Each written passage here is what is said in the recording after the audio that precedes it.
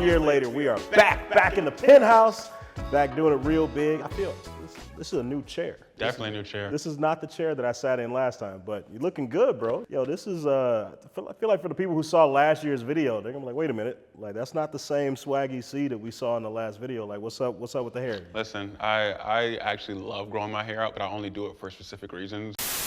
Why'd you call yourself Swaggy C? So I went through kind of like a bad breakup 5 years ago when I was like 17, 18 years old, and then I changed everything about myself, like my character, my personality, everything, my hair, everything. And anytime I feel like I'm going through a transition period and I want to be very creative, I grow my hair out. And then I had my hair cut for a very long time, for like the last 2 years. I'm just like, no, I think it's time to get back in that dark mode and just go stupid.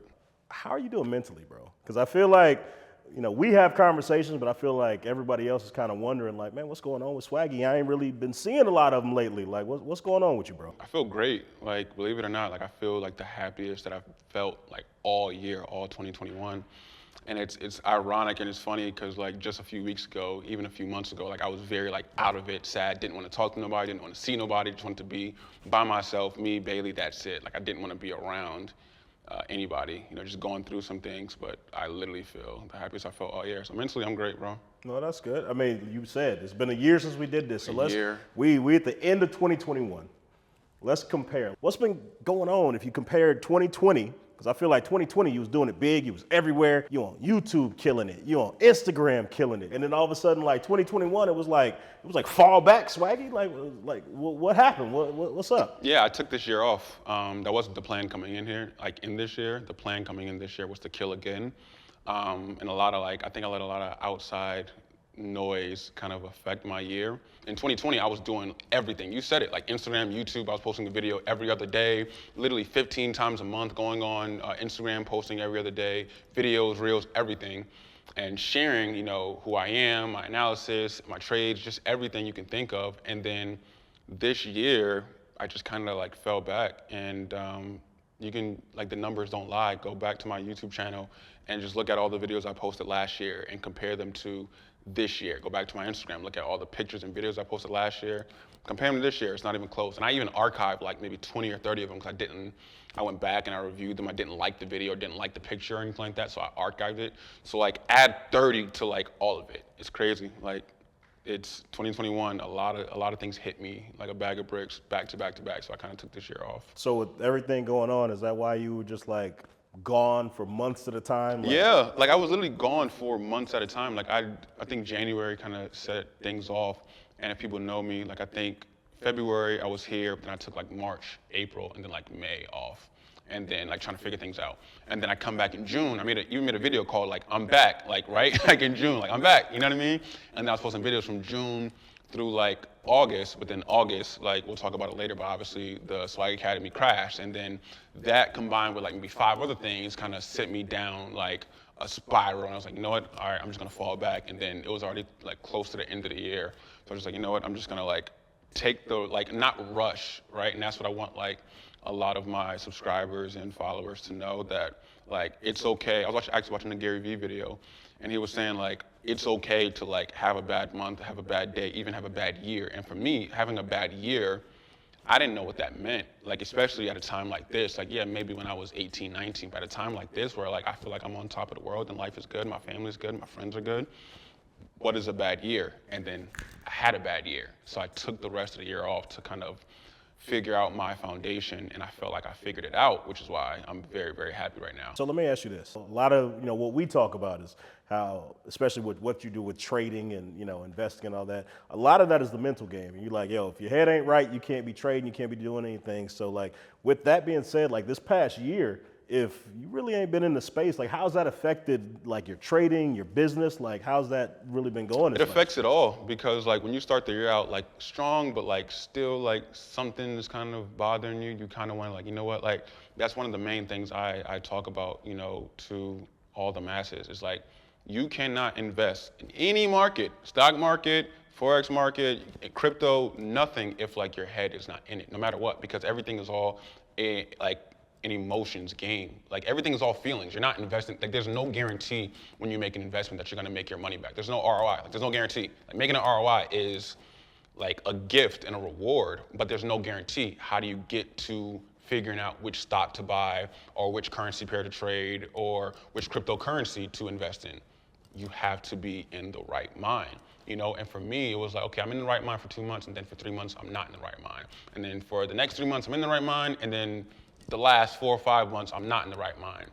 And I never knew what that was like, and it affected my trading, the business, the reputation, just everything in general. Even my YouTube subscribers. Like, I think last year I gained like 310,000 subscribers. Maybe 300,000, like the entire 2020. And this year I probably gained like 30 or 35 because like I just wasn't consistent or I wasn't there. And even with trading, and this is the one piece of advice that I took from, you know, Sean Lee. You know, me and Sean Lee and even Nat would talk all the time. Sean would tell me that, you know, trading is, for him in particular, is that he comes in, he trades for like maybe 2 months and just like destroys the market and does as much as he can. When he feels like he makes, let's say 500 grand, 600 grand, $1 million, or even 200 grand, he feels like he's comfortable and he's good. He literally would take the next 4 months off to travel and live life because that's what trading and investing should be. Like you shouldn't be on the charts for 12 months straight. And that's his philosophy. And for me, I always thought that, okay, you can be on for 12 months straight, let me just do that. And I'm realizing that, you know, there's a lot of times when you may gotta take like a month off or 3 weeks off or even 2 months off to live life and like bask in the rewards that you've accumulated throughout that year, no matter what it is. And I was a person who never would ever sit and like, what is it called? The like, be present or what, I never was present. I always like on to the next thing, on to the next thing. And then I realized based on what he said that like, you look at the NBA, like they have a season and then there's an off season. Like there's an off season no matter what.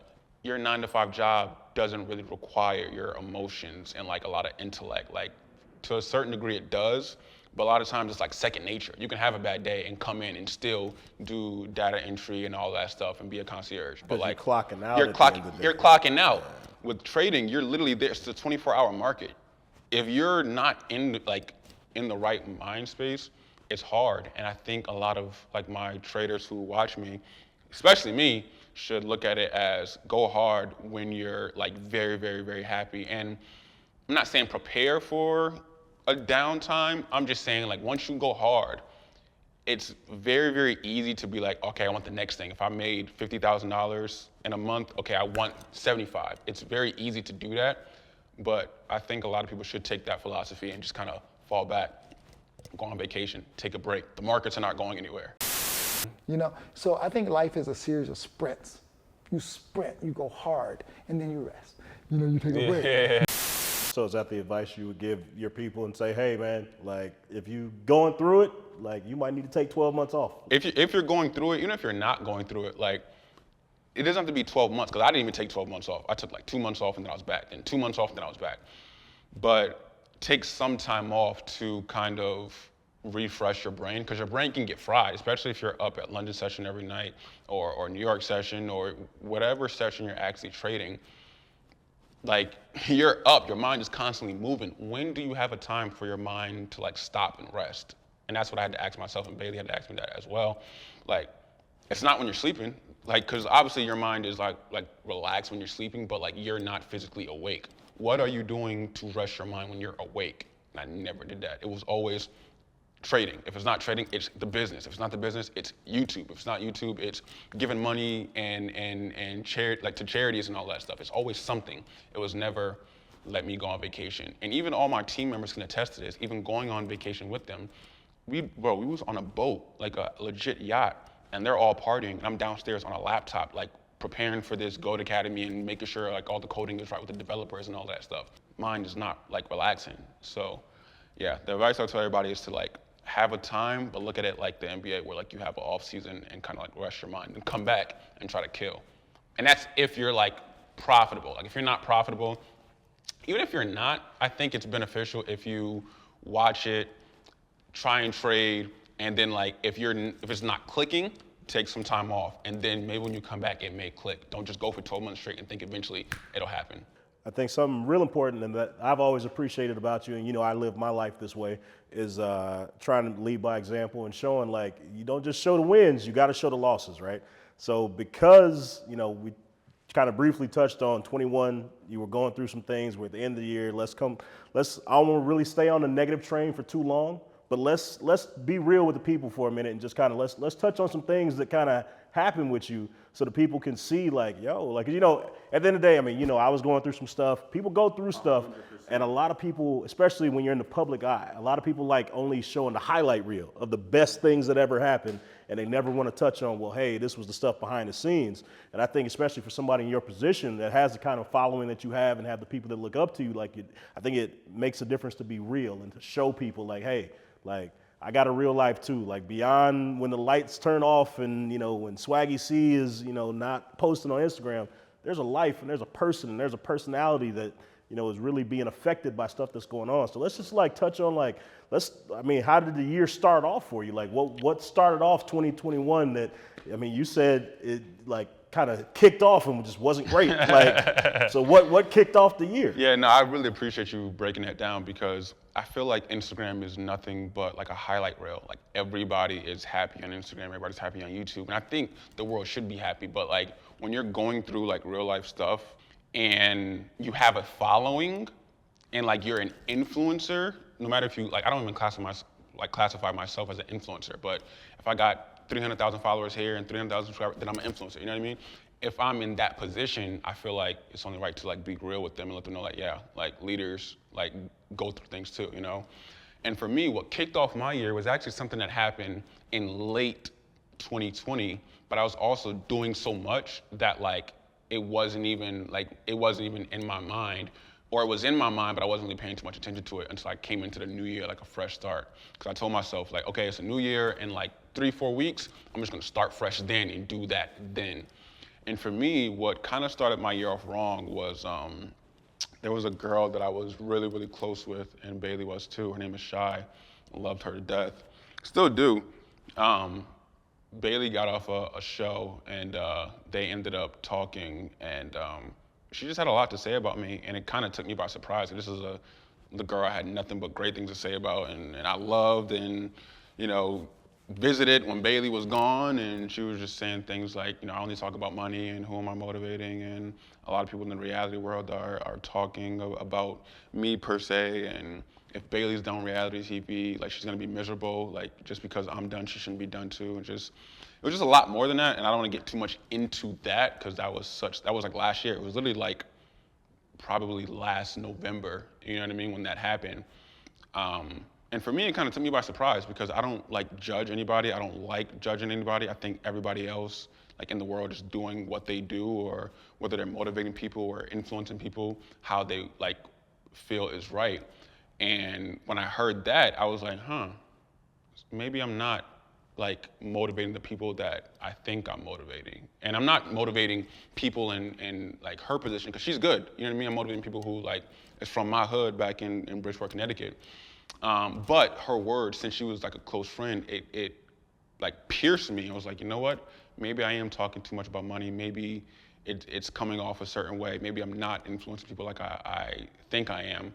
Okay, maybe in 2021, I should like scale it back. And it wasn't just her. It was like maybe 4 other people who reached out and said, I feel like, you know, your work ethic is depressing me. Like, Shy didn't say this, but other people said this, like, and I combined both of them. They were like, every time like I'm awake, you're awake. If I'm asleep and then I wake up in the middle of the night, I see your story, you're always up, you're always posting, you're always grinding, getting it. And I feel bad because I don't have that work ethic.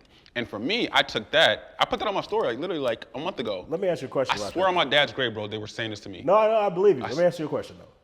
Because I hear that, and I see you working, and you know, I hit you up any time of day because I know usually you're awake, right? But knowing that somebody said your work ethic, they didn't say, bro, you lazy, you're not out here doing nothing. They saying, bro, you always out here grinding, and knowing the benefits that you were receiving from that, like the lifestyle that you live now, the life that you provide for Bailey, you know what I mean? Like knowing that work ethic kind of got you to where you were. I'm just confused, like how you took that as a negative. Like I would have been like, you right, get your grind up, and then you could be like this. Because I'm assuming this is gonna be a big assumption. I'm assuming that none of these 4 people that hit you up and said that your work ethic was like turning them off, living in penthouses and like doing. Of course not. Bro. I know, I get it. And people, when I tell this story, people say the same thing. They framed it as, is that all life really is? Like, is life really about working? When you ever take a break? Because it's like, I'm taking a break and I feel bad when I took 3 breaks and you're still not on 1 break. And I'm just like, maybe like there is more to life than just working. But I love my work. I don't feel like it's work. I'm a day trader and an investor and a teacher, educator, and a creator, YouTuber. And I love it. I don't feel like it's work. So I don't feel the need to like take a break. But hearing Shy say that originally, I'm like, okay, maybe she may be right. Okay, that hurt. And then hearing those 4 people, if I had all 4 of those names, oh my gosh, I wasn't as close to them as I was with Shy. But hearing them say the whole work ethic, I was like, you know what? I'm gonna fall back. So that's what started the year off on the wrong note.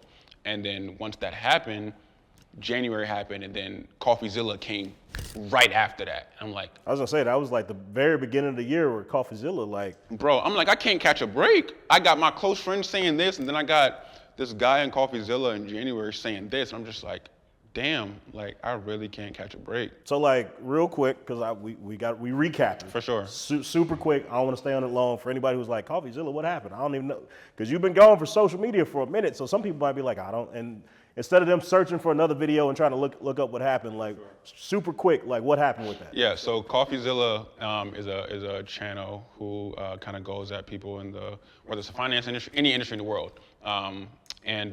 He made a few videos about me, and it affected me because, you know me, I don't like when anybody like says anything negative about me.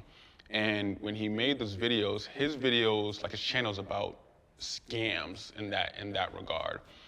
But when he made his videos about me, he never called me a scam ever. He was just going at me.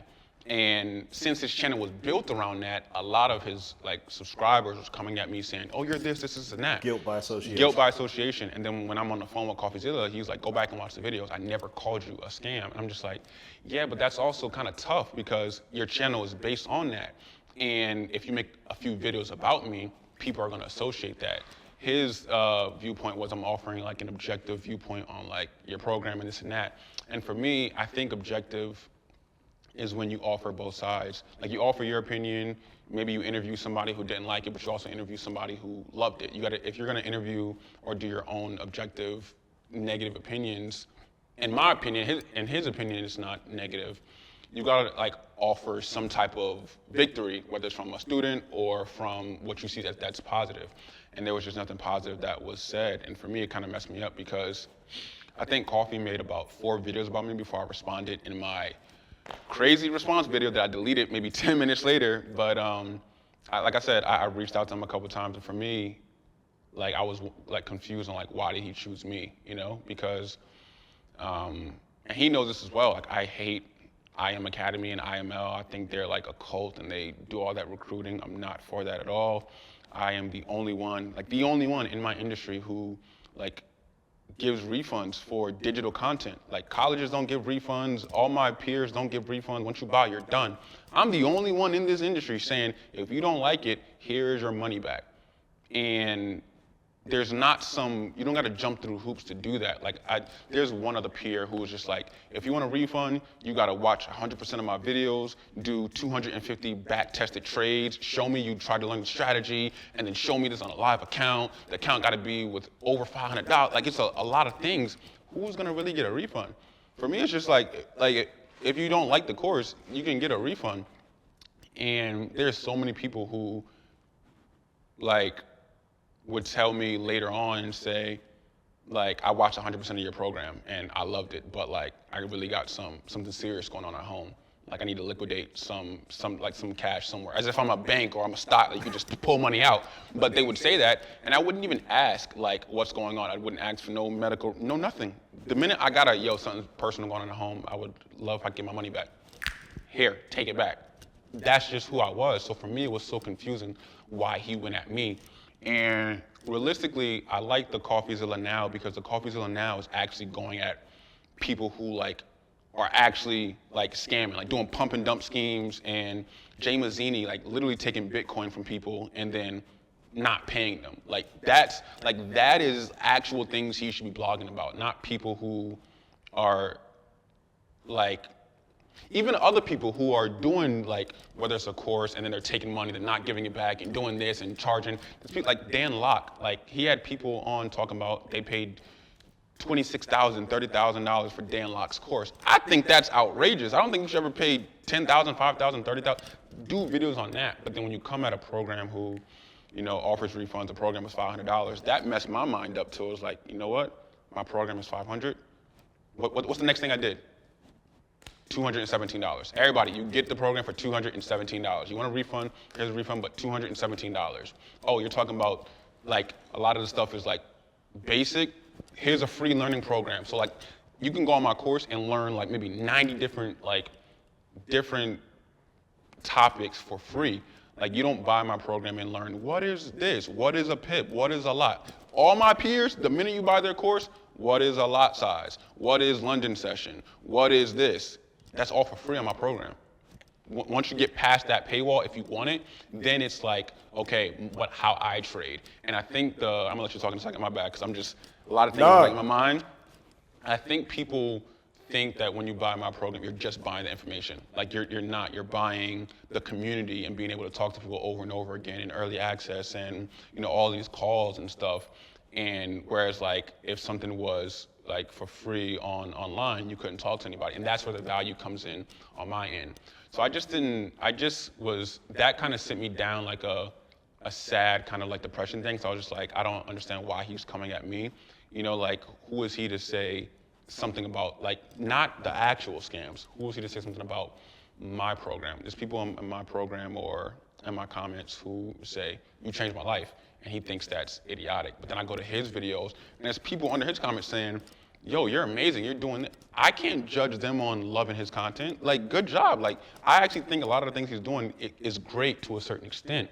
And the now Coffeezilla, but before, yeah, like, at that time I had way more subscribers than him. Like, it definitely, like, messed my mind up. And he knows that. Like, we jumped on a call and he said he watches my videos and loves like the quality of like the videographers that I have and all that stuff. And, you know, we talked and kind of came to an understanding. But since this is a recap of the year, that's what happened, and that's why everything kind of happened after that. And you know, I'm not gonna let this go, right? You know, it's one point, and I've said it because you know I knew you before Swaggy C was a millionaire. I knew you, and I've known you since you've been a millionaire. And I've always wondered, bro, like you got so many people that ride for you, like that have not cared about what you had. It was like, yo, I like from jump, I rocked with you because it was you.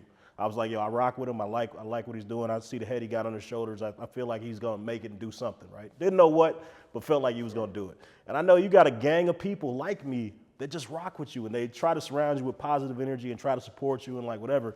And then every time I see something negative pop up, I be praying. I be like, bro, please don't let Swaggy see this because he gonna address it. And I be like, why, bro? You got so many people that are in your corner on the positive, like trying to support and uplift you. And it's like, I feel like you, and I'm projecting right now because I know why, right? Because I've done it in the past myself.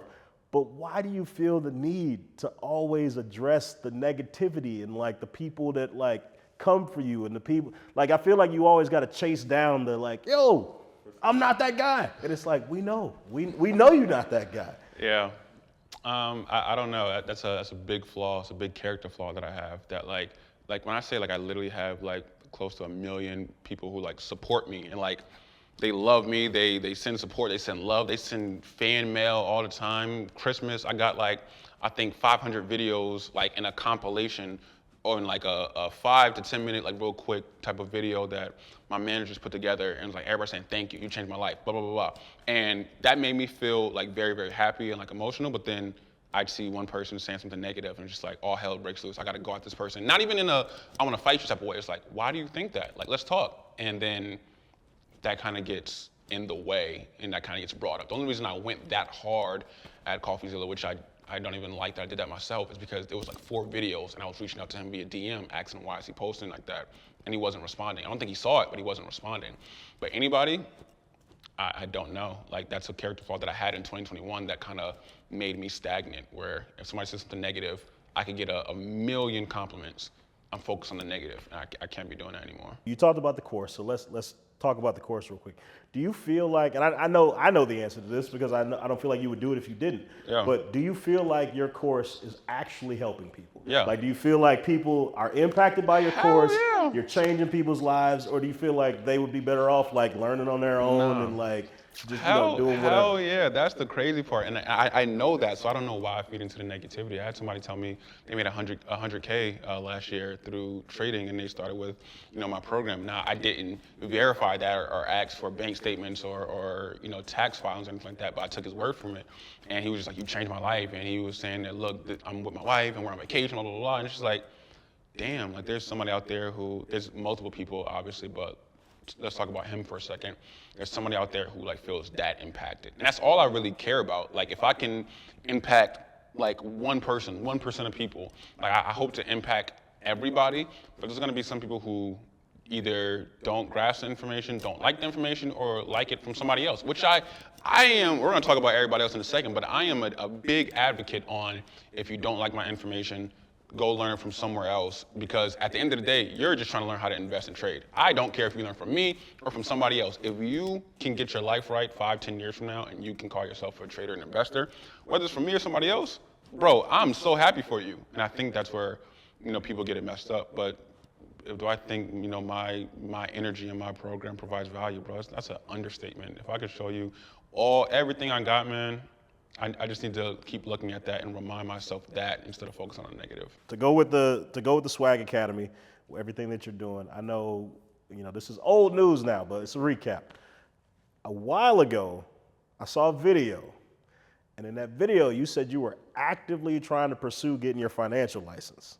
So like, what's the story there? Bro, you trying to be a financial advisor? Bro, people don't know how hard it is to get your financial license. Like, it is hard, bro. Like, the reason why I went down that route and I'm still finalizing that route is because I wanted to give my all, to this industry.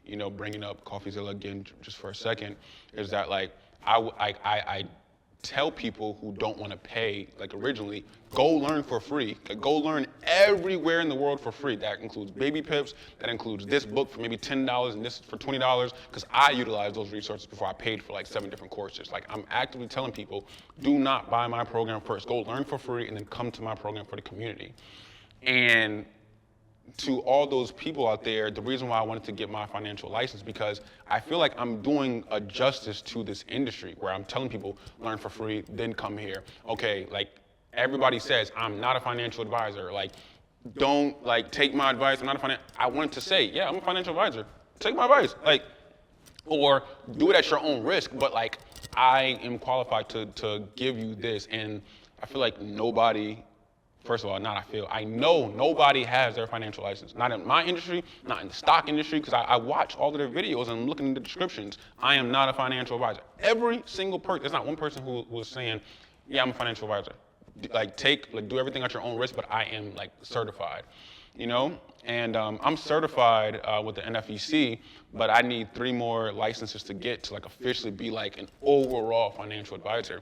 And for me, the reason why I wanted to go that route is to show people that, one, that I really cared about, financial literacy, number one.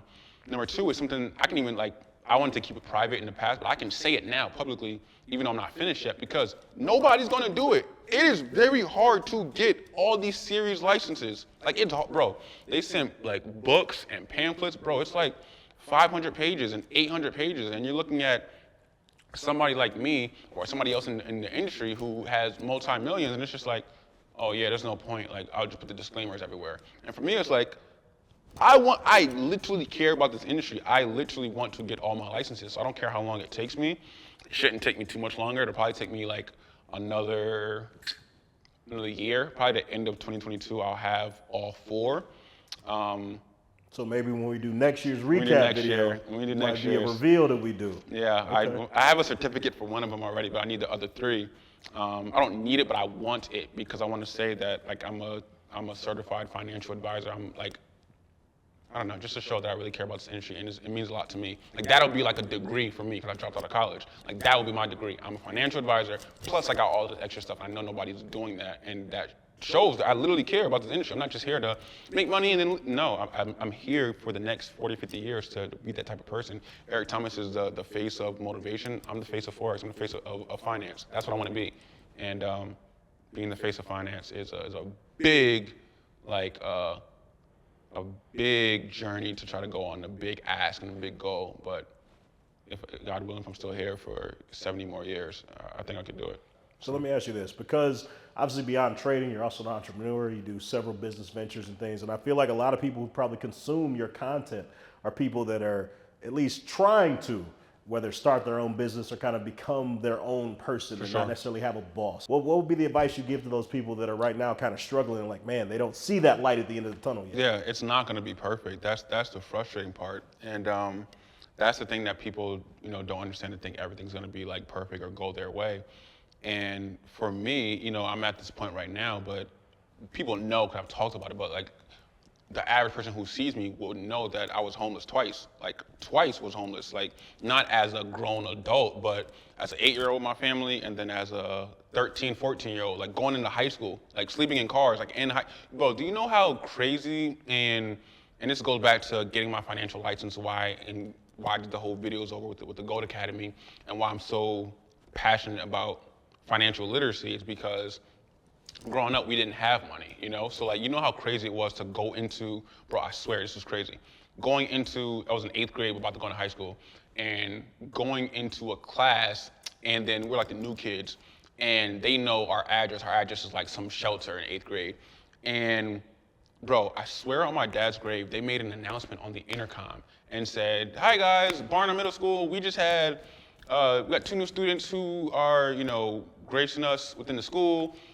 They live in a shelter." Bro, I swear, mind you, bro, I swear, on my dad's grave, bro, They made an announcement on the intercom, on the bro. PA. Yeah, they said they live in a shelter, and we're gonna do this fund for them where we're gonna try to raise $2,000 or $3,000 for them. And bro, they made a whole announcement. They never said our names, but like, me and DJ are only two. You're the 2 new kids. Bro, 2 new kids in the school. Bro, they made an announcement, and I felt so crazy. And then we get to lunch, not that day, but just as the days led on, people trying to give us food as if like we're just starving like kids. Like, bro, like it was crazy to the point where like I felt so much embarrassment that I told myself, like, I remember going to sleep at 13 years old in the shelter. Like, I swear on my dad's grave, I said, I'm never going to have an issue with money when I grow up, like ever. Like, my kids are never gonna worry about it. I don't ever gotta worry about it. So that's why I'm so like passionate about financial literacy. Going back to your question, it's not going to be perfect. You're going to have to go through something to get to where you want to get to, or else you're gonna take it for granted. Bro, let me ask you this. So I think a big thing, especially, I know you don't want to classify yourself as an influencer, but especially in the influencer space, you see a lot of collabs with people, right? Like, that's part of the game is growing your audience by leveraging your audience against somebody else's audience. That's how other influencers grow, and and I feel like in the trading industry, I see a lot of other people doing that. Yeah. But why don't I see you collaborating with some of these other like big name people in the industry? I mean, I feel like I'm the only one who hasn't or doesn't. I almost did with Astro, but for me, I feel like it's either we're all in or we're not. Like, it's like we're all together or we're not. Because at the end of the day, everybody is trying to learn how to trade or invest, period. And we have all of these leaders who are actually trading and investing. For me, it's like either we all come together and help people and not care about whose company is this, who's that. I'm not saying we all have a joint company. I'm just saying that like we all in some way, shape, or form are helping people.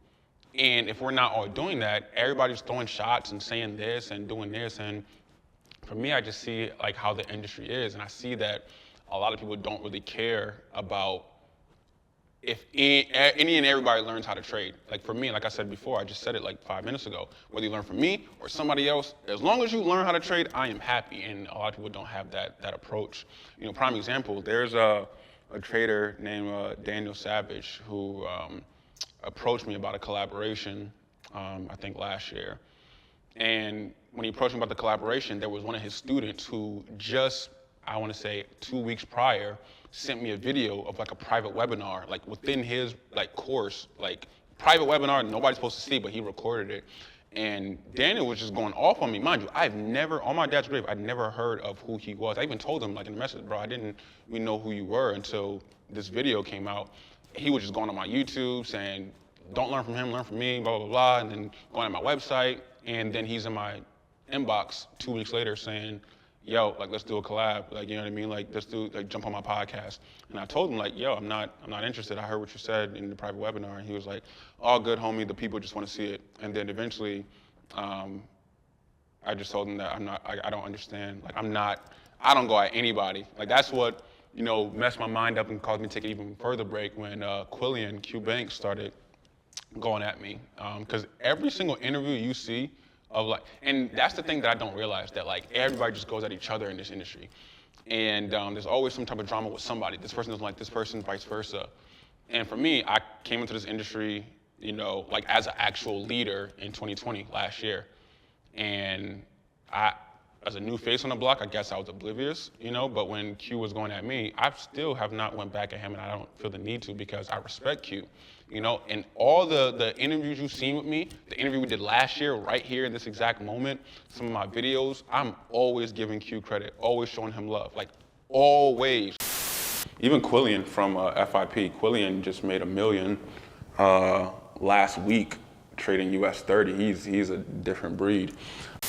This is me sitting down and answering questions, which could be a great benefit, you know, to you guys. I actually got this idea from another trader named Quillian Banks, aka Q Banks. Shout out to him.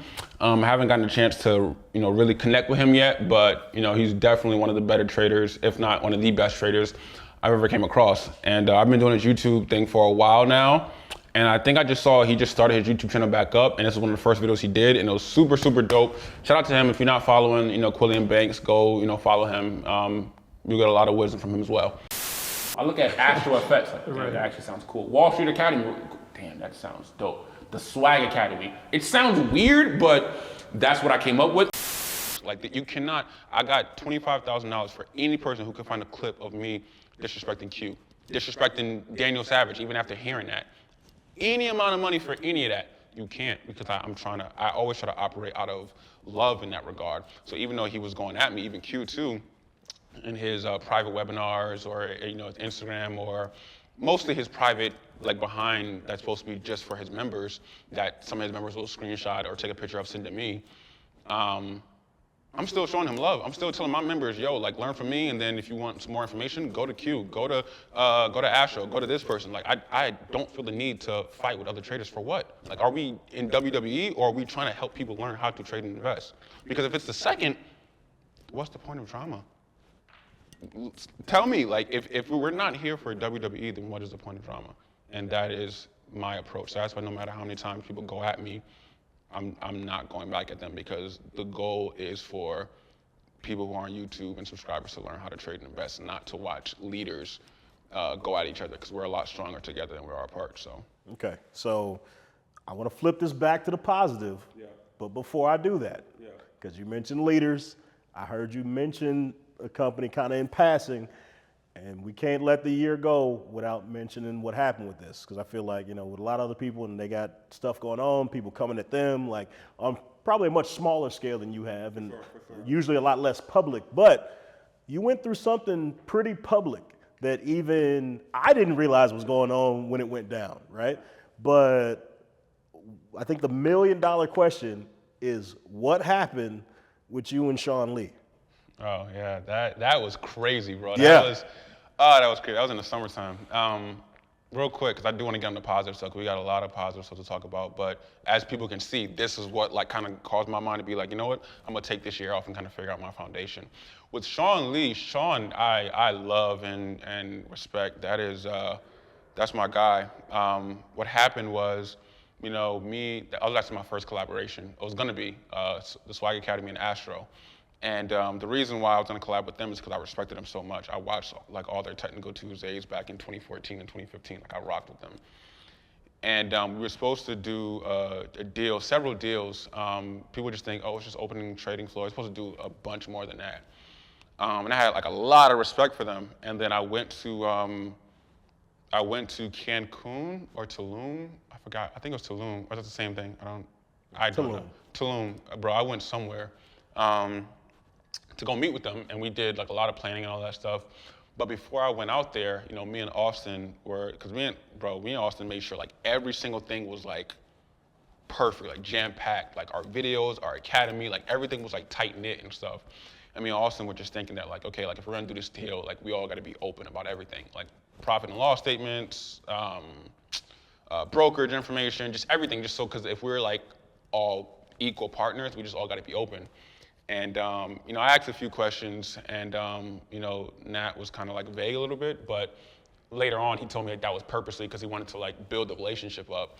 But at the time, I took that as, okay, like they're just not open to sharing information with me. So when I went back home, and it was time to like, you know, really get the deal started and try to do some things, you know, I just didn't feel comfortable, you know, so I declined the deal.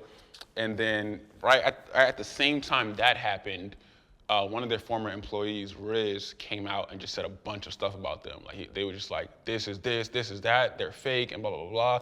And that caught me all by surprise, like all by surprise. Like they were in the public view. That was on social media? Social media, okay. No, social media. One of their former employees were going at them, and that caught me by surprise. And what got Sean mad was, like, after I came back and still, you know, it was like, okay, like I was kind of like, a little iffy. We had a great time, but like a lot of my questions didn't get answered really. When Riz posted all of that, you know, that took me by surprise. I posted on my story, wow, like that, like wow, and Nat's opinion, that kind of like I'm such a big leader in this industry, and to him it kind of solidified what like Riz was saying, and you know, that kind of got Sean like very upset. You know, like me saying wow, and you know, I wished them well, but I did get kind of like some red flags like from them. Like that sent Sean off, and this is why. And I understand it. You know, like the one thing I don't understand is that like a lot of like some of my students or some of my subscribers were like just rocking with Sean like instantly, like when he was just like unfollow Swaggy and do this because of X, Y, and Z, and they were just doing it instantly. It wasn't like Sean said. So on social media, he was saying that. Yeah, he was going off. It wasn't like he was saying unfollow Swaggy. When he was in Tulum, he hit his wife, or he cheated on his wife, or he didn't say none of that. He just said unfollow Swaggy, and it did. I'm just like, yo, this man has that much power to just say the words unfollow, and I'm losing. I only lost like maybe 800 followers, but still, like 800 is a lot of followers. And I lost maybe 20 Academy members, which is still a lot. I'm just like, wow, that's a lot of power. And I actually made a 1-hour video, like just like I did with Coffee, going at Sean. But then after I made the video, luckily this time I didn't feel right. And me and Austin agreed that we shouldn't just post it and just like let them keep going. Because that is one thing that I do regret. You know, regardless of what Riz is saying is true or not, that's their business. I pride myself on not getting involved in anything and, you know, just focusing on myself and telling people, you know, support this person, support that person. So when I commented, you know, wow and all of that stuff, that's one thing that I do regret, because I do have a lot of respect for Astro, no matter what people are saying. You know, I have a lot of respect for everybody in this industry. If you can put yourself on a public platform to teach the world what you know and subject yourself to criticism and people being like following your life and seeing you in public and trying to follow you around, stalk you, whatever the case may be, you earn my respect, you know? So for me to do that, like say like that messed me. I got in a call with Nat like for an hour afterwards, like full hour, and he was telling me like, yo, this is how I felt, blah, blah, blah, and I understood, he understood how I felt, like we came to a mutual agreement. He even said that, like, I think one day we can still do something big together, you know? Like, there's no hard feelings now. That's why Sean kind of stopped and all that stuff, and I respect that. But that's what happened, and I was like, yo, I'm getting into way too much drama this year. I'm just gonna take the year off. And that's what confused me about, you know, Q as well. You know, when that was going on, he messaged me and offered me support, and was like, I'm not gonna get into what he said, because I told him I wouldn't say what he said to keep it private, but he was offering me support, and I feel like he rocks with me and everything's cool. And then when I see like the private webinar, or several of them, that's why I unfollowed him. Like, I didn't say anything wrong to him. You can't find me saying anything I don't feel anything negative towards Q, but I just unfollowed because I didn't like that, you know, he was giving me advice privately, which I appreciated and I respected, and it helped me. But then to his members, he was saying X, Y, and Z, and I'm just like, damn, like I can't catch a break. So I was like, you know what, I'm just gonna relax for the rest of the year. let's flip that, because I feel like that's a lot. It's a lot. It's a lot that was going on. But that's right? what happened. And Yeah. now we can get off of that, but that's what happened. So You know? with all that going on, that's why I want to know. So how did you get to? Because you started this off, and you said I said, bro, how you feeling mentally? You were like, yo, I'm the best that I've been. I feel like we just went through a whole train of just like what could be a lot of negative stuff. For It sure. could be real taxing on you and weigh on you and whatever. But like, so then what got you to right now where you feel like, yo, like right now I'm popping. I'm Yeah. feeling good. Like what got you to that? And doing this, right? Yeah. 'Cause this was not going to happen a few months ago. No, it's just taking the time off and just recentering yourself and like finding your foundation and figuring out what's important to you and what you love and getting closure on, friends you think are your friends who don't really like you, or people who actually support you and putting them in a bigger like opportunity or giving them a bigger position than they wanted, or family members, or, leech it, like just anything in general. Like I just took 5 to 6 months off, recentered my foundation, moved back to LA, which we'll talk about for sure. But like, I just did all the things that made me happy, got a lot of closure, and like I said, recentered myself and structured my foundation to a point that I wanted to do so that I really feel happy. And I literally feel how I felt in 2020, where I'm just like on top of the world, lit, happy, back to normal, back to social media and going off. And it took a while to get here, but listen, a full year, I'll take it though. Hey, you know what? But, from where you were to where you're going back to and where you're going to go beyond that, I mean, that's huge. So I feel like for you to be the best trader you can possibly be, a lot of it is tuning out a lot of the noise. For sure. And especially with this video, we covered a lot of subjects. Yeah, and I would never cover them again. It's going to be a lot of noise that comes in. Like, so how are you going to tune out all that noise to get into your zone? Oh, I'm not interested in the noise that comes from this video, because nothing I said in this video was negative. I'm just recapping what happened this year. Like, I have no animosity towards any of the people I talked about, even towards Coffeezilla. I don't have any, and even though like I felt like I went into like a depression because of Shy and Coffee and Q and Sean, I don't feel any animosity, towards them, because I feel like we're all doing our own things. We're all operating how we need to be operating. This video is not, I'm literally talking about what happened this year. Next year, I'm focused on myself. I hope they can focus on themselves. I hope we could all be great. Like I said, I still have a goal where, like, if it's really about trading, I don't understand why we all can't come together and help people do a crazy, stupid, crazy conference. But it'll never happen because this person beef with this person, and it's just so stupid. But realistically, there's nothing to tune out because I'm solely focused on the positive comments. And again, I didn't say anything negative in this video, and I still won't. Again, you cannot find any negative of me talking about anybody else on the internet, because I just don't do that. All right, so big thing that happened this year, and I think I feel like that might be part of the reason why your attitude is so much better now and happy, but I feel like it may have originally caused a little stress. But like, what happened with so you like recreated the whole brand. Like you were like, yo, I'm gonna make a new academy. I'm gonna make it the GOAT Academy. I'm like, first of all, that's a bold move to rename something the GOAT Academy. But I feel like you were the person in the industry who could pull that off, right? Sure. And so like, what was the thought process behind doing that? Like, why the rebrand? Why, like, when you did it? Yeah. Like, because I remember it was a big social media hype leading up to it, and I was like, yo, but when it dropped though, I was like, yo, like, this is actually like, a lot of people say, oh, I'm doing something big, and and you see a little change. It was like next level what you did. Like, so walk me through that a little bit. Yeah, so when it was February, I texted Austin and was just like, yo, I just don't like my academy right now. Not the content inside, just the website. Like, for some reason, I'm like a perfectionist where I'm just like, yo, our website could be way better, like so much better.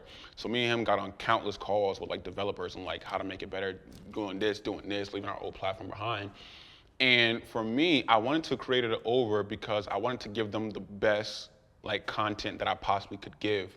Like me and Austin had just figured out how to set my platform up, not my platform, my office up. So my setup is like, I'm using OBS. I can record with the press of a button and change different camera angles on my own, and it mixes it all together. And the fact that I can do that by myself with Bailey sleep, Austin at the crib, Leia and Brandon are at the crib, and it's just me. I'm like, yo, I really could run through 150 videos, all new. We got black magic cameras, and we're not using the old cameras anymore. Oh, I'm about to do this whole thing over because I want like old members to love it like more, but I want new members to come in and be like, yo, this is next level, like next level. And so I was like, okay, I'm just gonna lock myself in a room for a month or two and just do everything over so that it's the best content possible. Because I tried to do the best content last year and I thought it was, but it required Austin to come in and sit down physically and record me, and then you mess up, you stutter, somebody call you, and it takes an hour to shoot a 10-minute video. And then Brandon got to edit all of it, and it's just like, as opposed to, okay, it's just me. I can talk as loud as I want. I can be open. Nobody's watching me. It's just me. Yeah, I'm just going to do it over. I want to make it perfect. And I'm, again, a perfectionist, so I felt like, let me just make this perfect for my members and future members. I said it before in the past, I will tell people to learn elsewhere if they do not want to learn from me, but I by far have the best website, the best content, everything within the Swaggy Academy is the best because I've done so much for it.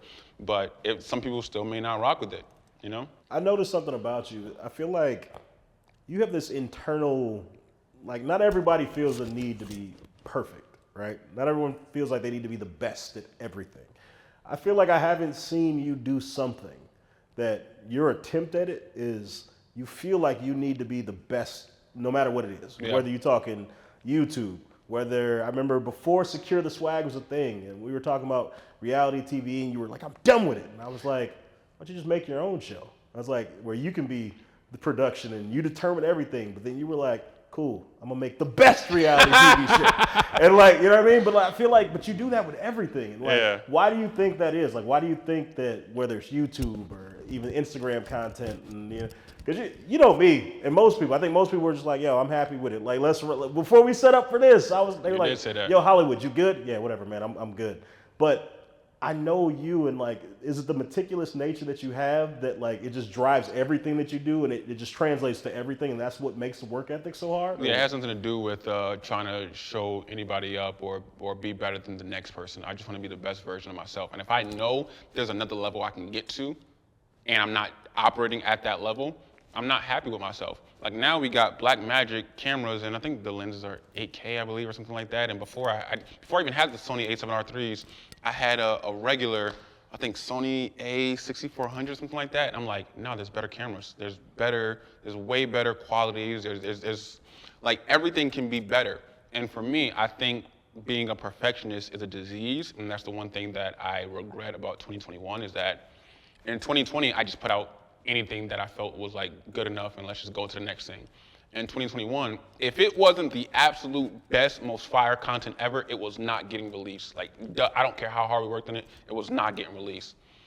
And I think being a perfectionist is a disease, but on the positive side, everything I do, I want it to be the best. Like my website is not some trash landing page. It's the best website by far in this industry.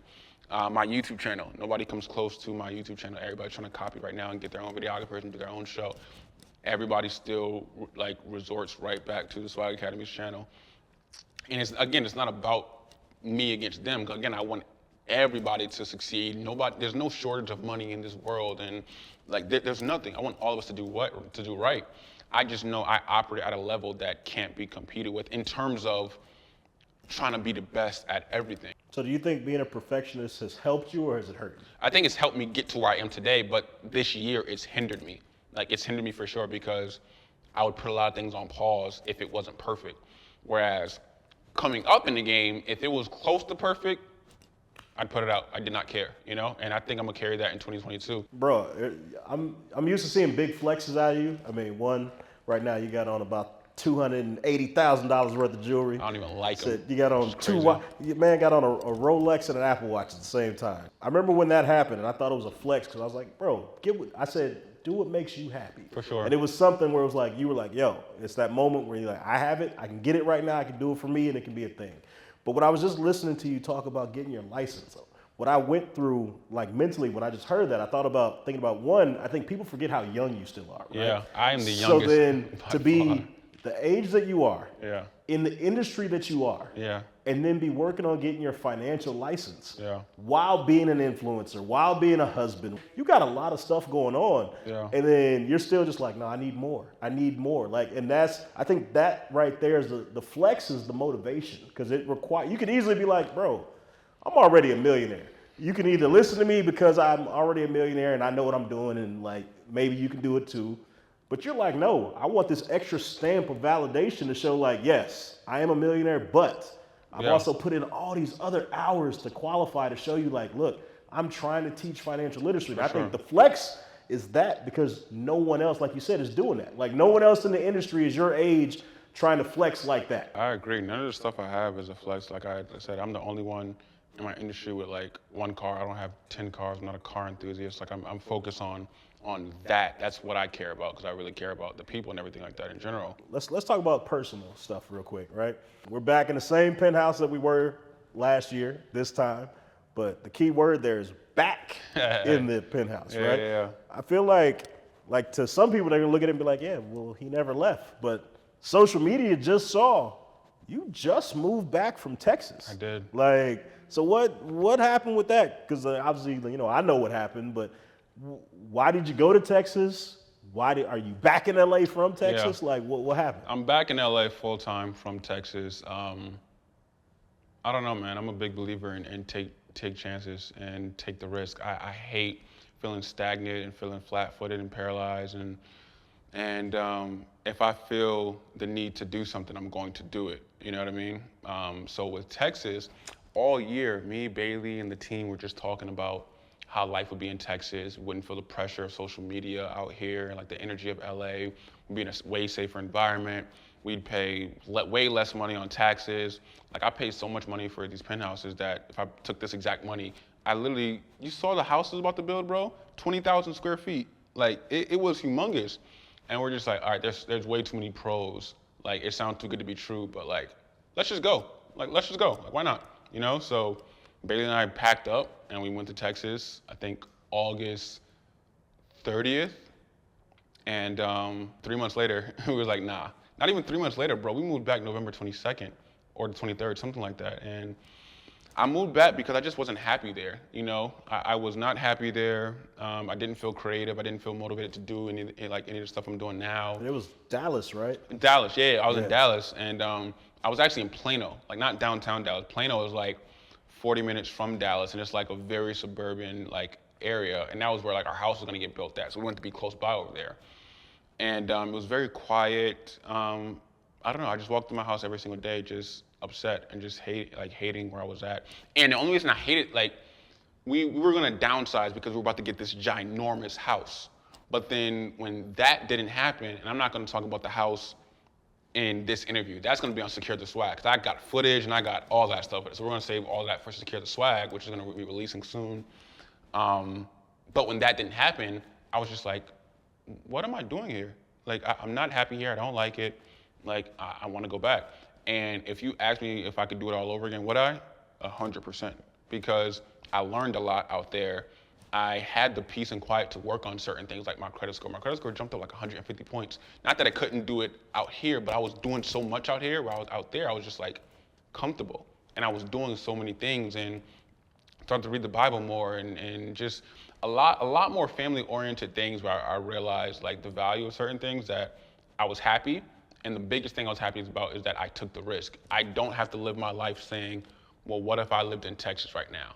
Like, that's one thing about me. Like, I didn't like Kansas City, Missouri when I lived there with Bailey, but I can say I lived there. I tried it out. Like, I will never say, well, I wonder how life is in Puerto Rico and just wonder about it for 6 months and then never move there. I want to see it. I'm just going to see it. I saw Dallas for myself. It wasn't for me. Luckily, this penthouse is still available. I came right back. And I don't know. I feel happy that I took the risk and went out there and then came right back. So I think that's important for the people that see that, because you made a good point. You said you weren't happy there. You weren't like really feeling it the way that you feel LA, because we all know from social media, we know you love LA, right? We know you love LA. I love LA. But I think that's super important, that because most people will get somewhere and be like, no, I'm gonna press through and I'm keep doing it. And it's like, you made a good point. You're like, yo, I wasn't happy, so I changed it. And I think that is a good lesson for people to understand, because so many people become complacent where they are. And they feel like, hey, I just gotta deal with it and go through. And sometimes you gotta say, hey, change is doing uncomfortable things sometimes. That's it. You try it, you didn't like it, you're like, guess what? I can go back. But what was that feeling like for you to move back, to just know that you could move back and be comfortable and happy? And like, was it like a switch where it's like all of a sudden, like, did that reality hit you in Texas? Was it not till you actually got physically back to California? Like, when did that moment happen where you're like, I'm home? Probably when I knew I was leaving and moving. Because yeah, like that is one of the reasons why, like sometimes when I give advice, I'm a little blunt. Like just like people can be blunt to me and say, why do you care about certain people, like in their opinions? For me, I'm just like, if you're in a situation that you can change it. Like you're in a relationship with your girl and you don't really like her and y'all argue all the time, but you've been with her for 4 years, leave. Like you have the power to change it. Like you're staying for like being comfortable. Like I was very comfortable in Texas. I mean, I could leave my door unlocked, my car, bro, they were so nice out there. And I felt so safe. But I didn't feel like happy. And when I say I felt comfortable, I meant in terms of like safety and security, whereas like obviously LA is a zoo, but I didn't feel comfortable as like who I am as a person. I feel like I was being somebody else for them. And I feel like you can just change. And for me, I was like, I have the power to get up and just leave if I want to.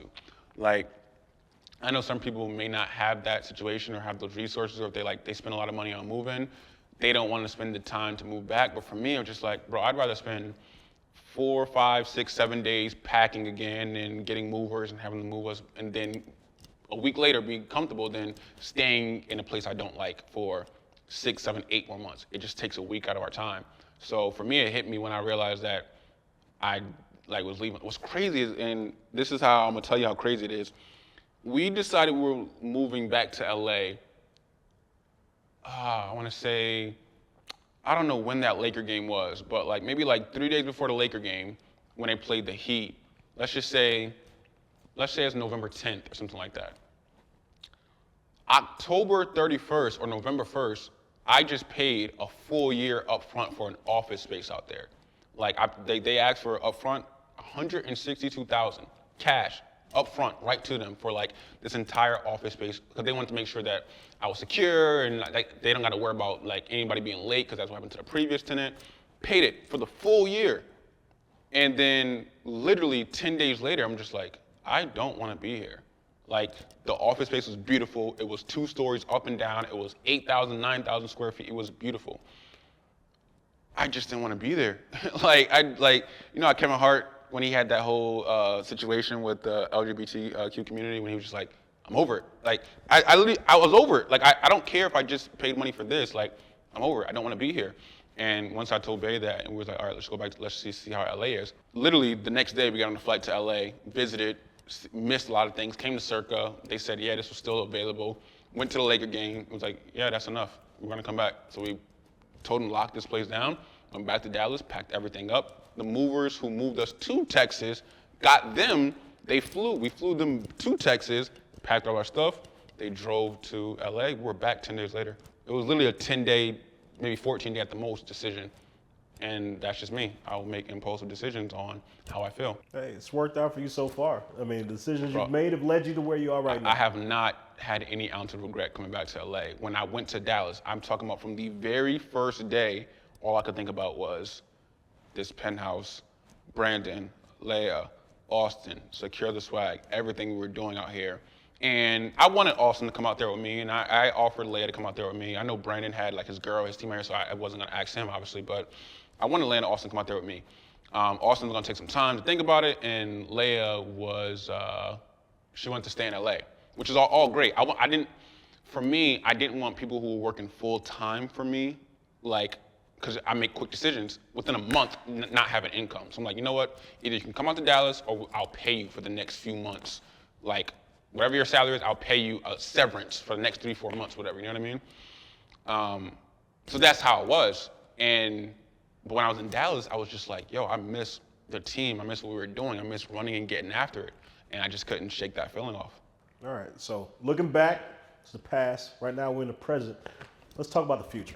Let's talk about your goals. Let's talk about it. We ending up 2021. We only got a couple days left in this year right now, but like, What are your goals for 2022? Like, what do you want to accomplish, whether it's with YouTube, with the Swag Academy, what are the goals you want to accomplish next year? Yeah, YouTube, I want to hit 1 million subscribers. So that means I got to put double the effort I did in 2020 for me to get 300 in a year. I want to end off with between 750 and 1 million. I want to just be consistent on YouTube, like realistically. That's really my main goal with YouTube. I don't want to make any promises on like, I want to do 150 videos, 200 videos, and 50 security swags, and I just want to be consistent. Like, I don't want to have any breaks. I don't want to have anything. Like, security swag did like 7 episodes, didn't break. Season 2, 5 episodes, didn't break. Like, I want to make sure that I'm just consistent throughout the entire year, so no matter what, people can count on me for information like they did in 2020. So that's my goal for YouTube.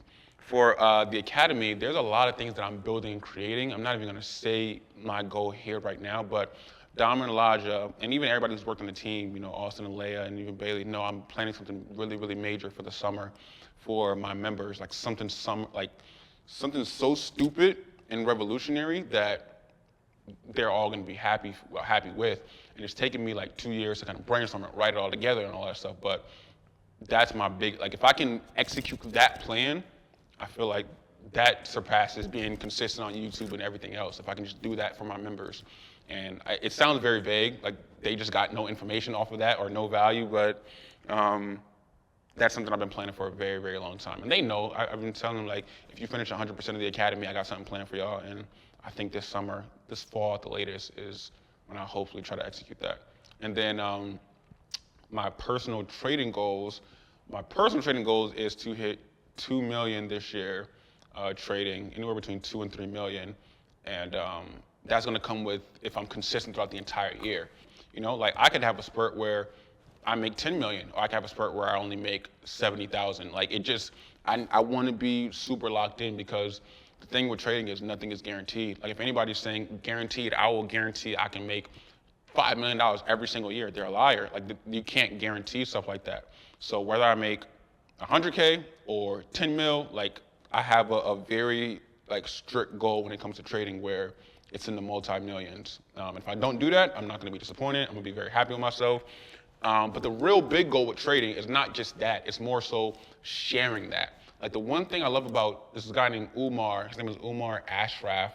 He's into options in the stock market. Every single year on December 31st, he posts like his profit and loss statement, like how much I made through the entire year. I think last year he did 1. I think this year he did like 2.2. But like he's just so transparent, and that's what I love about him. And that's what I plan on doing for next year. So regardless of how much I make via trading, I just want at the end of the year that I can be like Umar and just be as transparent as open as possible. And boom, this is my P&L statement for the entire year.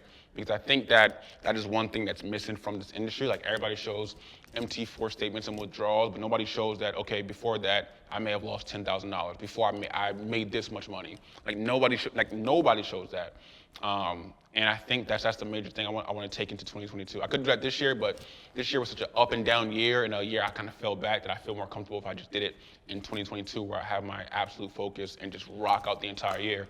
On December 31st, not only can I share my YouTube AdSense analytics, but my day trading analytics, and maybe even the business analytics. I don't know. Like I just want to be the most transparent entrepreneur, trader that I possibly can be. So give me a nugget. Give me something. Are you gonna open a facility next year? Oh. You gonna do in person? You gonna Yeah. you gonna do a broker? Like what are you gonna go on the Swag Academy tour and like do like speaking engagements? Like Yeah. give me something. Something. Yeah. So something like that. One of the major things I plan on doing this summer, it's something like that, but it's not that at all. But that's one of the major things. But I'll never open up a broker.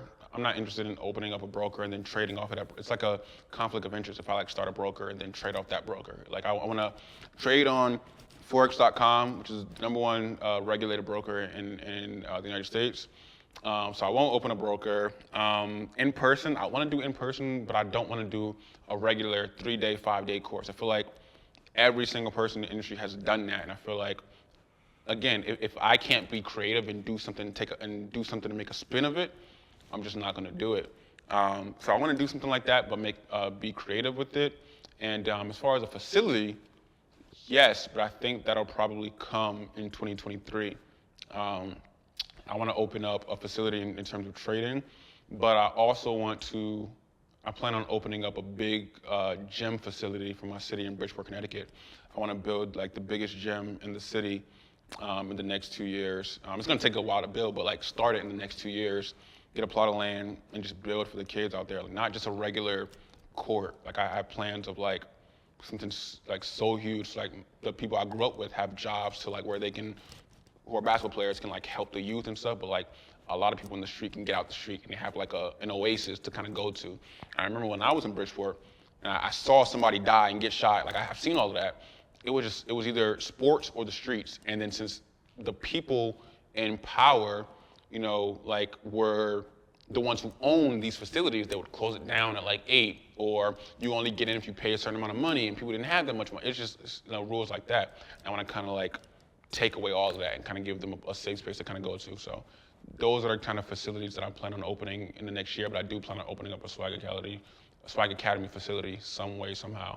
Which is gonna be different. It's not just gonna be like a trading floor. It's gonna be something that's really innovative. I feel like I have to ask this question because when I listen to you speak, a lot of what you say, and I know you, and I know your heart, and I know like how you actually rock. But I mean, if I have to think from somebody on the outside looking in, a lot of things you say seems so selfless, right? It seems like the motivation isn't personal gain. It feels like you're like, hey, I want people to be great traders, and I want other people to make money, and I want to help these kids over here.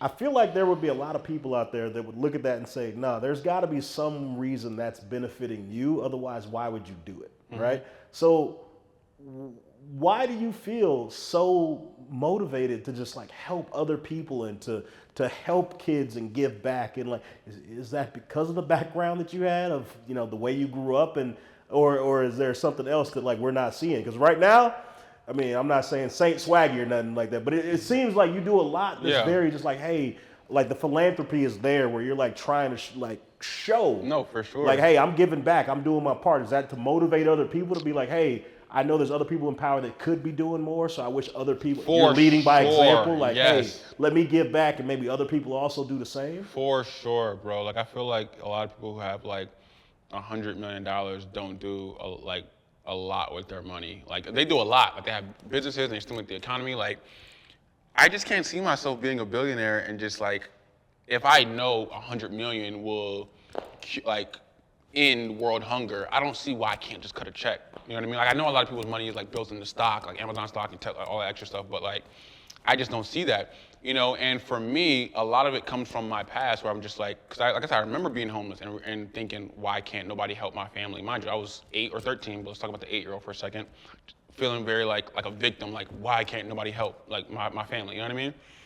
And I told myself I would always do that, like in the future. Like obviously I have the chains, I have the crazy, you know, Tesla and all that stuff. People don't know I gave away close to $500,000 last year. Like nobody knows that. And that's not in terms of like a charity. It's like, oh, this person's a single mother who needs a car, here's $40,000. This person needs this for their house, and oh, it's $50,000. Here's 10. Oh, Christmas, I spent so much. I don't know if you saw Secure the Swag, where I sat down by that Christmas tree last year and just giving money away, because yes, I do want, like me personally, I want to be a billionaire like before I die. That's why I have the shirt. I wear basically the same shirt damn near every day. I got like 20 of these shirts. Like, I want to be a billionaire. In that vein, I do want to help people. So yeah, there's a selfish gain in my end where it's like, okay, yeah, I want to make money. I want to create the biggest business in the world. I want to be Vince McMahon, you know what I mean? Or somebody who creates a business and is a billionaire. But I also want to give people opportunities and help and teach people, no matter what it is. It doesn't have to be finance in general. If I owned the WWE, I would love to get every single wrestler in the world to be in my promotion, not with WCW or anybody else. It doesn't matter what it is. Like, I just want to, like, prime example. It makes me so mad when I'm looking at businesses like, not Amazon, but like Amazon or somebody like that who's a blue chip stock and has, you know, $1 trillion valuation or $1 billion valuation, and they're paying their workers minimum wage. You know, like it just makes me mad because this person has to go home and work 2-3 different jobs, and all you got to do is raise their salary by maybe $4 or $5. And yeah, that may be an extra overhead of 100 million, but what is that going to do to the business? That's why everybody who works for me knows I'm notorious for paying very, very high. Like bro, I'm watching Impulsive, Logan Paul's podcast. I'm watching, my peers. I'm watching what they pay their videographers and what they pay their assistants.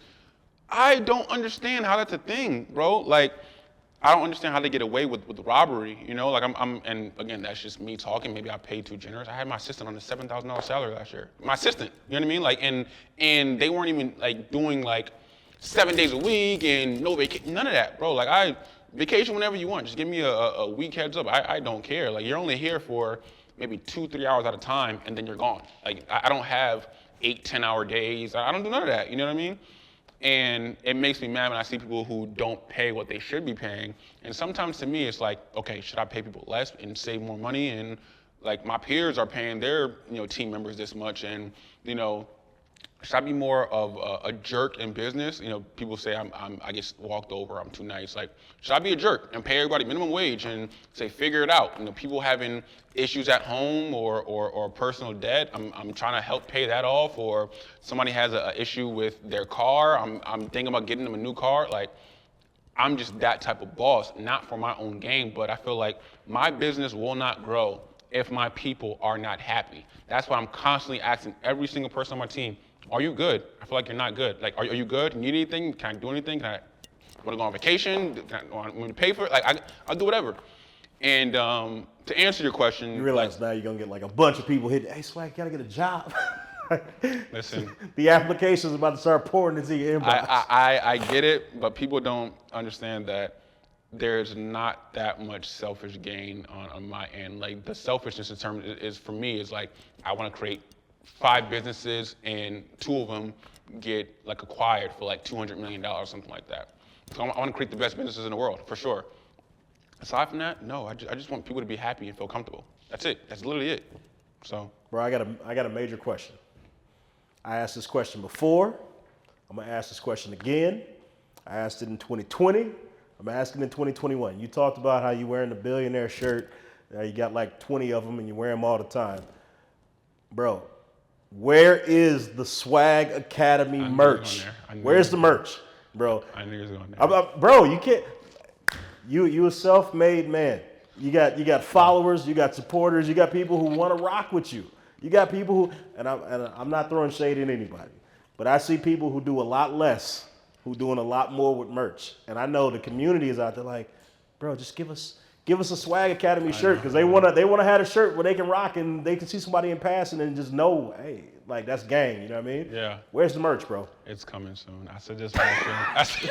It's last year. Last year. I swear on everything I love, it is coming soon. We just, we didn't finish the website, but we're like halfway done with the website right now. You know me, it has to be the best. I don't want just a basic website on Shopify and say, let's go on Printful and put Swag Academy on a Printful shirt and let it be drop shipped here. I don't want to do that. Like, I want to have the shirts myself. I want to have an assistant and myself, like ship them out and have letters attached to. Like I want to make sure we do it big. I don't need you to actually have to ship the shirt. Okay, not necessarily me. Just the shirt just got to get out. I get it. The designs are there. This is just for myself. I don't know if I'll sell this, but this is actually mine. So I just want to wear a billionaire shirt. But the merch is coming soon, and I'm not. When we have this talk next year, we'll both be wearing the merch. If I have to ask we you both again, will be wearing the merch at this time next year. So this is a big thing. We mentioned briefly Staples Center change. Now it's the Crypto.com arena.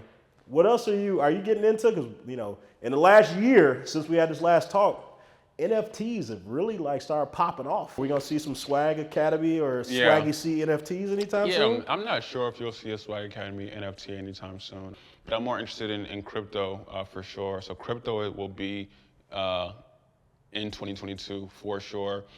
Real estate, like more than anything, like I think that's the main thing that I've been focusing on and working to put my money towards for next year.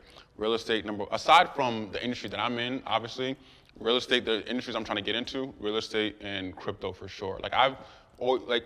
Everybody, if you trade currencies, you trade crypto as well. It's nothing to trade Bitcoin, it's easy. But actually investing into it, yeah, I'm getting into crypto heavily. That and real estate, but Forex will always be my number one. I think a good way to kind of bring this thing up is you have a lot of base followers who are kind of at different levels, right? Yeah. That are following. People are trying to learn how to trade. People are just trying to learn more financial literacy. So if you had someone who's like in that like very limited, I'm gonna call it limited capital, Yeah. right?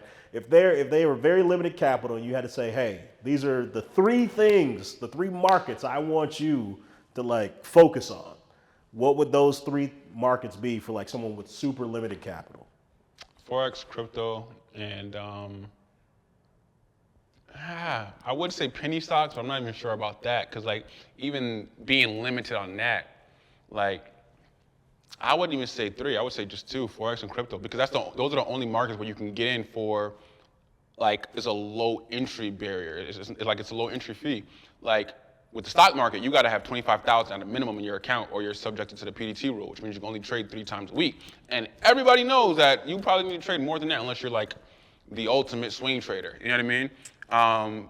And similar with options to a certain extent, and real estate, you really need. People talk about, oh, I got this house with no money down. Like realistically, you need money, like, or a great credit score and like proof of funds to at least show for it. But Forex and crypto are the only two industries where like you can get in with like $100. I'm not saying it'll do something. I'm just saying that's the only place where you can get in for a low amount of money and learn as you go, as opposed to being on a paper trading account like you would be in the stock market. Those are the only two industries I would say you can get into. That's super limited capital. Super limited you capital. Said, you said $100, and that's 100, 500. That's very even like, 1,000. hey, yeah, I don't have a Yeah. lot, but again, don't lose your last 100 trying to go into something. Do not. But at if you all. want to learn and you're like, hey, I got 100 I can play with. Let me like whatever. Even 1,000, like those are the industries. Even 2,000, those are the industries. I think that no matter how much money you have, you should always have an account in those, because they're never going to go away. I heard a quote from Grant Cardone who said, I only invest in things that I know is going to be here in the future. And I know GBP USD is going to be here 10 years from now. You know what I mean? Whereas he said, I know if I buy a property down the street, I know that's going to be here longer than Facebook. It's going to be longer than Twitter. Like businesses come, get acquired, they go out of business 15 years later, 20 years later. MySpace comes, it goes. And Tumblr comes, it goes. Snapchat's still here. It just came, 7 years ago, 8 years ago?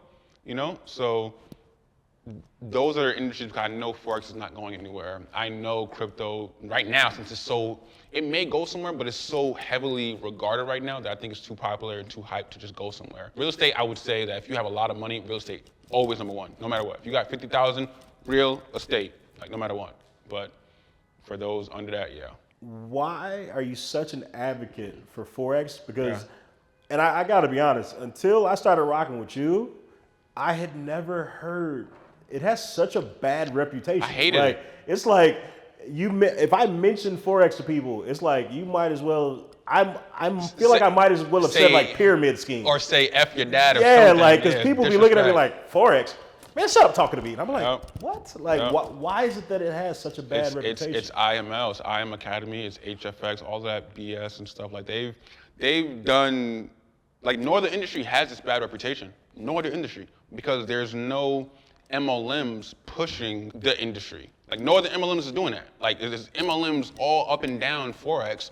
So when everybody thinks of Forex, they're thinking they gotta recruit three people, and that's their automatic thought, as opposed to this is an actual market. It's actually the biggest market out of all the other markets. People are saying, people who just learned Forex last week, all of a sudden saying, yeah, I'm not working a 9 to 5 ever again because I did this. You should be. That's a lie. Like that is a lie. That's a legit lie. And they're doing that. And that's why it has this bad reputation. That's why I'm very, very, very much against them. I just don't believe that's what Forex is. And that's the reason why I'm here. Like it's like me and a few others are trying to change that narrative. It's hard because when you brainwash people for, I don't know how long IM's been out, but make you think that you got to recruit. They're like, I'm gonna go to the stock market because I don't gotta recruit there. You don't gotta recruit in Forex. Just say no and just trade on your own. That's it. I don't understand. So, yeah, it's just them. It makes me so mad that they messed this whole industry up and gave it a bad reputation. Yeah, it's crazy because it's like I see that it's like the word is like a trigger word, It's right? bad. It's like I feel like right now you're fighting this uphill battle of you're trying to like tell people, hey, look at all what you can do, and then you're fighting this invisible monster in the room that's like I Am Academy. Yeah. Just like, I don't like them. You know what I mean? Like, they don't understand, so. all right. Secure the Swag. Where is it? When are we gonna see another episode? When is season 3 coming? Like, what's up? January 23rd. January 23rd is the premiere date for Secure the Swag, I believe. It may be January 30th, but we're going with January 23rd right now because there's a lot of things that me and Bay are doing, especially just getting back to LA and figuring things out and all that stuff. And things aren't figured out, but like now we're just getting into the swing of things.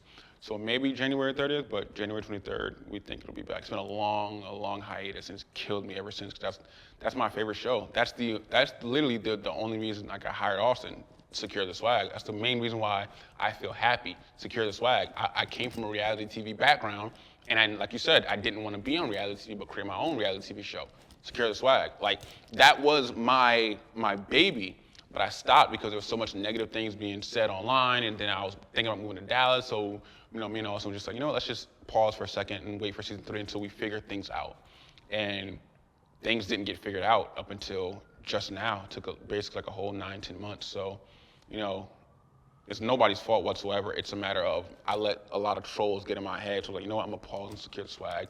Because people would be like, yo, where's the day trading video? Did you post so much secure the swag? Not realizing I would post 10 day trading videos and 1 secure the swag. So I went to the extreme. Was like, all right, no more secure the swags. I'm gonna post 50 day trading videos and that's it. And then there's people who's like, yo, sometimes all this day trading information is like overload. It's too much information. Sometimes I want to see your lifestyle and see you in LA and traveling and having fun to kind of relax my brain a bit and then get back to it. So it's like, all right. So it took a while for me to figure things out, but Secure the Swag is my baby, my favorite thing that I've done. Like, it's the main thing I'm proud of. Over trading, over YouTube, over the business. Like, because I love, ever since I was 17 years old, I loved having a camera on my face. I loved the Snapchat videos, and I just loved it. So having an actual TV show that's just about me, yeah, that's the one thing I'm the most proud of. Especially the fact that it's an actual hit. Like people are actually craving it and stuff. So it'll be here soon. All right, bro. I feel like I can't wrap this up without at least mentioning or asking this question because this time last year we did the same thing. I feel like that video was great. It's amazing. But I had Austin here with me, and Austin's not here this time. Yeah, he's not here right now. I haven't seen Austin in a minute. Where's he at? What's up? So Austin started his own business. He started his own creative agency. And that was the thing with me. For me, it was like I never wanted to have somebody or hire somebody who. I think I told Austin like month 2, like I don't see you being my videographer for 3 years. Like I see you possibly doing it for 2 years, but you're so great that I see you're going to do this. You're going to be a millionaire in your own right very, very soon, And that's how I try to preach to everybody else. Like even Brandon has like his own company now, and just last year he was just freelancing doing everything on his own, And I saw the look in Brandon's eyes that like, Brandon is a lot smarter than maybe what he gives himself credit for. I'm like, there is a genius behind who's recording me right now. Like he's always asking questions about how you do this, how do you run this business, taxes this, and trade. He's always like asking and trying to learn new information. And I saw that in Brandon, and I saw that in Austin. And Austin started his own company, and I don't even think he's in LA anymore. He may be in LA. I actually just saw him a few weeks ago, but I think he's leaving LA because Austin never liked LA. Like coming to LA was an opportunity. Austin needed a new opportunity. He just finished his last business, and I had an opportunity to give him, and we dominated. We people call it what, Shaq and Kobe, Jordan, Pippen. We dominated. We did a lot of great things together. And now Austin's at a place where he's very good, so he started his own company, which I'm very proud of him for. And I don't know where he's moving to, but I just know he's getting out of LA. LA is not for him. He never liked it here. He just put up with it because what we were doing. But I wish him well in the future. And I know the fans will miss him. I'll miss him for sure, but I wish him well for sure. Bro, I mean, it's been another great sit down. It's a crazy year for you. I mean, looking at what all that you've been through, but like seeing the goals of what's happening. So if you had to give the people one final, like, what's the Swaggy C wrap up 2021, what are you leaving the people with?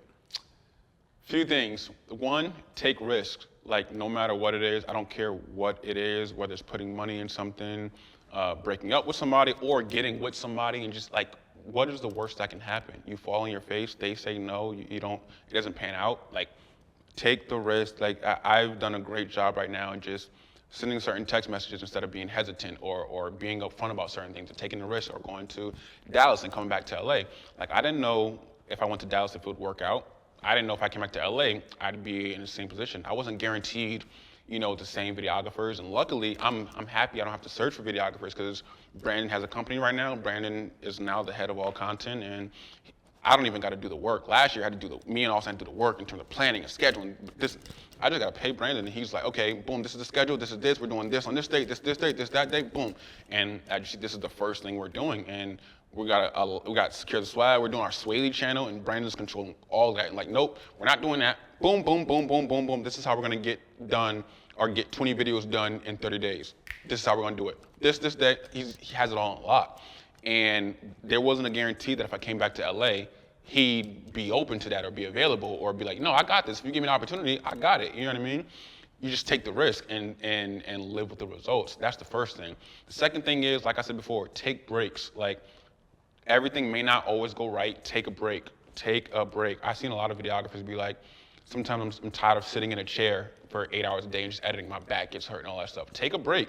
Like, do your last project, try to save up some money and be like, you know what? I'm not doing no more videography projects for the next month. You may lose a month of income, but again, money is not the, if you feel like you need to take a break, take the break. Because I'm the main one who, like, I love money because the freedom it can give to other people. But I'm also somebody now who sees the value in taking a few months off and seeing what can come afterwards. Trade for 4 or 5 months, take a break, take a vacation, relax, and then come back to it. So take a risk, take a break, and one more thing I can say is keep supporting me, because I'm back, and I won't be taking another year off, that's for sure. Said no more years off. I took 1 year off, and it was great. Now, looking back on it, going through it, it wasn't great. Looking back on it, it was amazing. And even though I said this last year, like last year when we ended off with Austin and you, I said, like, I can't wait to see what 2021 has in store with me. Start looking for your own dreams and push towards them. So I know in 2021, me, Austin, Bailey, and Brandon aren't taking no apologies. We're gonna work, 24/7 overtime. We're gonna create the best product out there, and people are gonna look at us like, damn, they really don't stop. They really work hard. And hopefully it motivates people. And 2021 knocked me out, like, gone, like, you know what I mean? And I wasn't prepared for that. But I'm gonna say it again. I can't wait to see what 2022 has in store for me, because if it goes how I envision it will go, I'm gonna say the exact same things I said last year, it will be very, very scary and dark. And if it doesn't, then I'll know how to adjust better, unfortunately, because I didn't do it this year. So now I know better this time. Swaggy, this is the second time we've done this. We will be doing this every single year, no matter what. And I think people know that right now, but we will be doing a recap every single year, just like we did last year, just like we did this year. I will see you next year, maybe at this penthouse, maybe in Puerto Rico. I don't know. I don't know where we gonna be at next year. Anywhere. We could be anywhere, but we'll be back. Recap here. might come from the south of France next year. Somewhere, bro. We'll get it done next December. Hey, I look forward to it, bro. My You man. know I love you. I love coming and doing this. It's Love you always too, a bro. pleasure. Wish you nothing but blessings as you journey into 2022, and I hope it's prosperous for everyone.